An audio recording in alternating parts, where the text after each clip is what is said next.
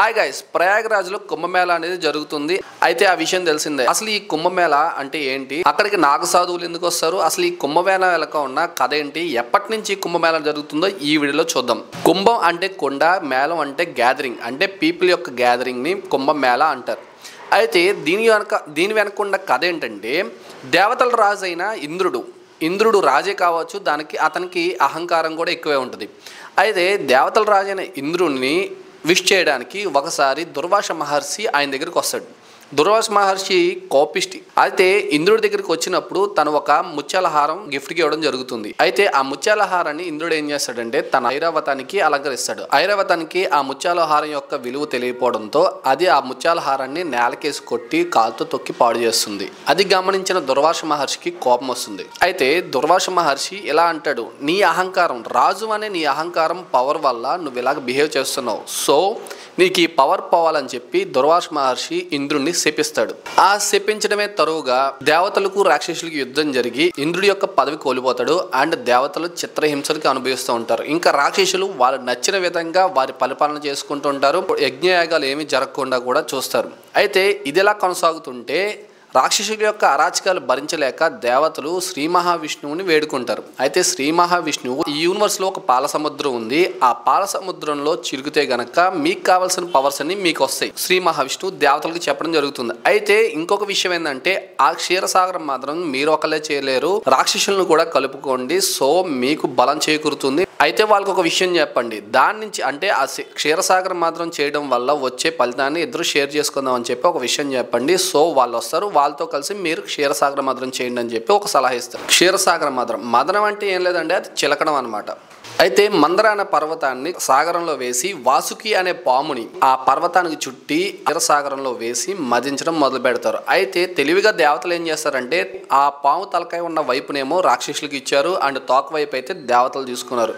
ఇలా మదిస్తున్న సమయంలో పర్వతం ఏదైతే ఉందో అది మునిగిపోవడం జరుగుతుంది. అయితే మళ్ళీ ఈ దేవతలు దానవులు వెళ్ళి శ్రీ మహావిష్ణువుని వేడుకుంటే కూర్మావతారం ఎత్తి శ్రీ మహావిష్ణువు ఆ పర్వతం కింద సపోర్ట్ ఇస్తారు. అలా చాలా సమయం చిలికిన తర్వాత అక్కడి నుంచి ఒక ఆలాహలం వెలువడుతుంది. ఈ ఆలాహలం యూనివర్స్లో పడితే కనుక యూనివర్స్ మొత్తం నాశనం అయిపోతుందని గమనించి ఈ ఆలాహలాన్ని ఎవరు స్వీకరిస్తే బాగుంటుందని చెప్పి ఈ దేవతలు దానవులు అందరూ వెళ్ళి బ్రహ్మగారిని వేడుకుంటే బ్రహ్మగారు సలహా ఇస్తారు, ఈ యూనివర్స్ మొత్తానికి ఆదిదేవుడు పరమశివుడు, ఆయన్ని వెళ్ళి ప్రార్థించండి, మీకు ఖచ్చితంగా మంచి జరుగుతుందని చెప్పడంతో దేవతలందరూ కలిసి మహాదేవుని ప్రార్థిస్తారు. ఆయన సరేనని చెప్పి ఆ వచ్చిన ఆలాహలాన్ని ఆయన స్వీకరిస్తారు. ఆ తర్వాత కాసేపటికి మళ్ళీ మొత్తం చిలుగుతూ ఉంటే కొంత సమయం తర్వాత దాని నుంచి కామధేను వస్తుంది. కామధేనుని దేవతలు తీసుకుంటారు. ఆ తర్వాత లక్ష్మీదేవి వస్తుంది. లక్ష్మీదేవిని శ్రీ మహావిష్ణువు వివాహం చేసుకుంటారు. అండ్ ఆ తర్వాత ఉచ్చైశ్రవం వారుని అని చెప్పి కొన్ని వస్తాయి, అవి అయితే రాక్షసులు తీసుకుంటారు. ఆ తర్వాత అప్సరసులు ఇలాగ చాలా మంది వస్తారు. ఆఖరికి క్షీరసాగరం మొత్తం చిరికిన తర్వాత ఆఖరికి అమృత కలశం పట్టుకుని ధన్వంతరి ప్రత్యక్షం అవుతారు. ఆ ధన్వంతరి చేతిలో ఉన్న అమృత కలశాన్ని తీసుకుని దేవతలు దానవులు ఫైట్ చేసుకుంటూ ఉంటారు. మాకు కావాలని చెప్పి ఫైట్ చేసుకుంటూ ఉంటారు. వాళ్ళు ఫైట్ చేసుకుంటున్న సమయంలో 4 ప్రదేశాల్లో ఆ అమృత కలశం నుంచి 4 ప్రదేశాల్లో 4 చుక్కలు పడడం జరుగుతుంది. దాంట్లో మొదటిది ప్రయాగరాజ్, ఇప్పుడు ఏదైతే మనకి కుంభమేళా జరుగుతుందో ఆ ప్రదేశం, 2 ఉజ్జయిని, 3 హరిద్వార్, 4 నాసిక్. ఈ ప్రదేశాల్లో అమృతదారులు పడడం జరుగుతుంది. ఈ ప్రదేశాల్లో మనకి కుంభమేళా అయితే జరుగుతుంది. అయితే ఈ యుద్ధం జరిగిన సమయం దాదాపు 12 రోజులు జరుగుతుంది. దేవతలకి 12 రోజులు అంటే మానవులకి 12 సంవత్సరాలు అని అర్థం. అయితే ఇందులోనే ఇంకొక చిన్న కథ ఉంది. అదేంటంటే, ఈ కుంభం ఏదైతే అమృతంతో వచ్చిన కలశం ఉందో ఆ కలశాన్ని జయంత్ అనే ఒక కాకి తీసుకుని దేవతలోకంలోకి అంటే భూలోకం నుంచి దేవతలోకంలోకి ప్రయాణిస్తుంది. అలాగా భూమి చుట్టూ 12 ప్రదక్షిణాలు చేస్తూ ప్రయాణిస్తుంది. ఈ 12 ప్రదక్షిణాలు చేసినప్పుడు సేమ్ ఎలాగైతే ప్రయాగరాజ్, ఉజ్జయిని, హరిద్వార్, నాసిక్ ఏదైతే ప్రదేశాలు ఉన్నాయో సేమ్ అదే ప్రదేశాల్లో ఈ అమృతదారులు పడడం అయితే జరుగుతుంది. అదే ప్రదేశాల్లో మనకి కుంభమేళా నిర్వహిస్తారు. ఈ అమృత కలశాన్ని రాక్షసులు ఎత్తుకుపోతే వాళ్ళ దగ్గర నుంచి తీసుకోవడం కోసం శ్రీ మహావిష్ణువు మోహిని అవతారంలో వెళ్ళి వాళ్ళ దగ్గర నుంచి ఆ అమృత కలశాన్ని తీసుకుని దేవతలకి దానవులకి పంచుతున్న సమయంలో ఒక రాక్షసుడు దేవతలకి అమృతం పంచుతున్నారని తెలిసి వాళ్ళ దగ్గర ఉన్న అమృతాన్ని తీసుకోవడం జరుగుతుంది. అప్పుడు శ్రీ మహావిష్ణువు సుదర్శన చక్రాన్ని ప్రయోగం ఉపయోగించి ఆ రాక్షసుడిని తలను వధిస్తే తల మొండెం రెండు కలిపి రాహుకేతువులుగా ఏర్పడతాయి. ఈ కథ మనకు తెలిసిందే. అయితే అమృతం తీసుకున్న తర్వాత దేవతలకి పవర్స్ వచ్చి యథావిధిగా వాళ్ళ రాజ్యం చేసుకోవడం చేస్తూ ఉంటారు. అయితే ఈ అమృతదారులు ఎక్కడైతే పడ్డాయో ఆ ప్రదేశాలు ఏ సమయంలో ఏ ముహూర్తాల్లో పడ్డాయో ఆ సమయానికి అనుగుణంగా మనకి కుంభమేళా అయితే జరుగుతుంది. అయితే అసలు విషయం ఏంటంటే ఈ కుంభమేళా ఎప్పటి నుంచి జరుగుతుందన్న విషయం అయితే చాలా మందికి తెలియదు. అయితే హిస్టారికల్ గా చూసుకుంటే ఈ కుంభమేళా అనేది హర్షవర్ధన్ కాలం నుంచి జరుగుతుందని చెప్పడం జరుగుతుంది. అండ్ అదే కాకుండా ఆదిశంకరాచార్యుల సమయం నుంచి కూడా ఈ కుంభమేళా జరుగుతుందని చెప్తున్నారు. అయితే ఈ కుంభమేళా అంటే మొదట్లో మనం చెప్పుకున్నట్టు కుంభ అంటే కొండ, ఈ మేళా అంటే ఒక గ్యాదరింగ్, పీపుల్ యొక్క గ్యాదరింగ్. వీళ్ళందరూ ఒక ప్రదేశంలో కలిసి ఈ కుంభమేళా గురించి అండ్ హిందూయిజం గురించి వీటి గురించి మాట్లాడుకోవడం జరుగుతుంది. అండ్ ప్రత్యేక పూజలు కూడా చేస్తూ ఉంటారు. అండ్ ఇదే సమయంలో మనం మొదట చెప్పుకున్నట్టు నాగసాధువులు అనే వాళ్ళు వస్తూ ఉంటారు. ఆ కుంభమేళా జరుగుతున్న ప్రదేశంలో తెల్లవారుజామున నది స్నానం చేసి ప్రత్యేక పూజలు నిర్వహిస్తూ ఉంటారు.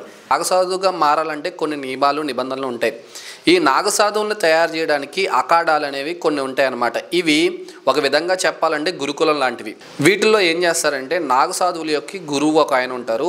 ఆయన పర్యవేక్షణలో ఎవరైతే నాగసాధువులుగా అవ్వాలనుకుంటారో వాళ్ళు ఆ గురువు దగ్గరకు వచ్చి శిక్షణ తీసుకోవాలి. అంటే కొన్ని నియమాలు ఉంటాయి, ఆ నియమాలు పాటించాలి. ఇలాగా మన భారతదేశంలో 15 రకాల అఖాడాలు ఉన్నాయి. అఖాడాల్లో ఆడవాళ్ళకి ప్రత్యేకించి 2 అఖాడాలు ఉన్నాయి. అయితే పురుష నాగసాధువులు నగ్నంగా ఉండడానికి అయితే పర్మిషన్ ఉంది, కానీ స్త్రీ నాగసాధువులకి అయితే నగ్నంగా ఉండడానికి పర్మిషన్ అయితే లేదు. అయితే ఈ నాగసాధువులు శిక్షణ తీసుకున్న సమయంలో వారికి గనక తిరిగి వాళ్ళు వచ్చిన పాత జీవితానికి వెళ్ళిపోవాలనుకుంటే గనక వాళ్ళని పంపించేస్తారు. అయితే ఒక్కసారి శిక్షణ పూర్తయిన తర్వాత మాత్రం వాళ్ళని తిరిగి వెనక్కి పంపించేది ఉండదు. అయితే ఈ కుంభమేళా సమయంలో ఆ ప్రదేశంలో స్నానం చేయడం వల్ల అప్పటి వరకు చేసిన పాపాలన్నీ తొలగిపోయి పుణ్యలోకాలకి మరణించిన తర్వాత పుణ్యలోకానికి వెళ్తారని చెప్పి అందరూ నమ్ముతారు. ఈ 45 రోజుల కుంభమేళాలో 6 ప్రత్యేకమైన రోజులు అని చెప్పి యూపీ గవర్నమెంట్ చెప్తుంది.